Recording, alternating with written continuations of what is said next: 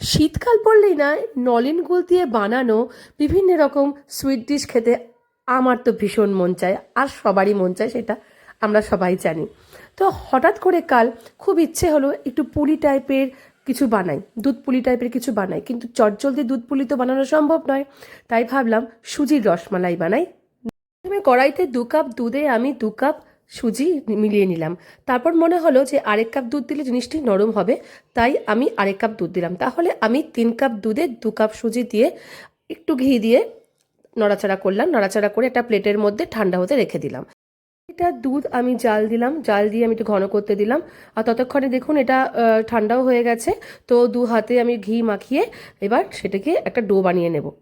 তারপর ভালো করে একটু কিন্তু হাত দিয়ে ডলে ডলে ডোটা বানাতে হবে, যাতে জিনিসটি নরম হয়, সুজির পুলিটা নরম হয়।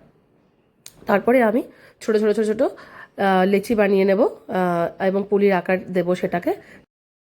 আপনি কিন্তু যেরকম ইচ্ছা সেরকম শেপ দিতে পারেন আপনার নিজের মতো করে।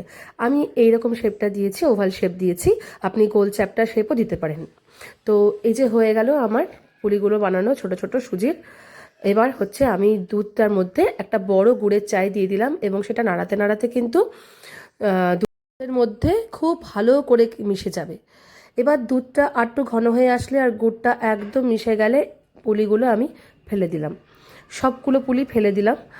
আর আপনি যদি বেশি পরিমাণে করতে চান তাহলে কিন্তু আপনি সেই পরিমাণটাই নিলে আপনার অনেক কটা পুলি হবে। 3 কাপ দুধ আর 2 কাপ সুজি, যেটা আমি আগেই বললাম। এবার আরেকটু কিন্তু আমি ঘন করব, ঘন করতে করতে কিন্তু সুজির এই পুলিগুলো নরম হয়ে যাবে। এবার আমি আপনাদের কেটে দেখাচ্ছি। আমার কিন্তু চামচ দিয়ে কাটতে কোনো রকম এক্সট্রা এফোর্ট দিতে হয়নি, আপনারা দেখতেই পাচ্ছেন ভীষণ নরম হয়েছে। সত্যি আমি খুব স্যাটিসফাইড আর বানিয়ে আর কি। এটাই ভয় লাগে যে যদি আবার শক্ত হয়ে যায়, কিন্তু একদম সেটা হয়নি।